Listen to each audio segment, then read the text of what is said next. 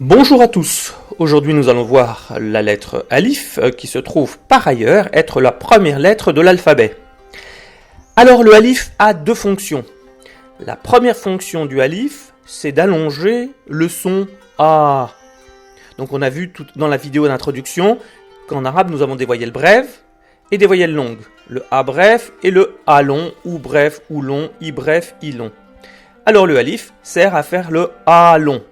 Quant à la deuxième fonction, on le verra dans une vidéo ultérieure pour pas que vous en mêliez les pinceaux. Donc on a dit que le Alif sert à allonger le son A et en transcription phonétique, quand on allonge, on met une barre au-dessus de la lettre. Donc le Alif, par ailleurs, n'a que deux façons d'être écrit. Donc c'est pour ça qu'on met le petit panneau danger à côté de la lettre Alif. Donc le Alif peut être soit une lettre isolée, et donc la lettre isolée, vous allez voir, c'est pas bien compliqué de le faire. Il suffit de faire une barre qui fait deux interlignes. Donc on part de la deuxième interligne et on descend jusqu'à la ligne principale. Voilà pour ce qui est du alif isolé. Ensuite, la deuxième façon d'écrire un alif, eh bien c'est un alif final ou médiane. En effet, comme je vous ai dit, cette lettre ne peut s'attacher qu'à droite et jamais à gauche. Elle n'accroche jamais rien à gauche. Donc on part de la ligne principale et on remonte de deux interlignes, une barre de deux interlignes.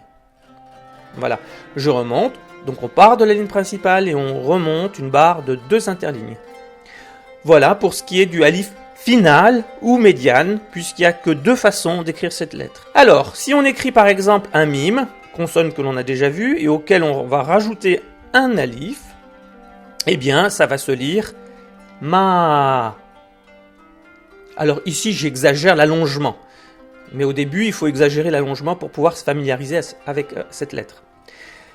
De même, si je mets un ta auquel j'allonge, je mets le alif, eh bien, ça va se lire ta. Et avec la lettre noun que l'on a déjà vue, si j'y ajoute un alif, eh bien, on va la lire na. Voilà pour le alif.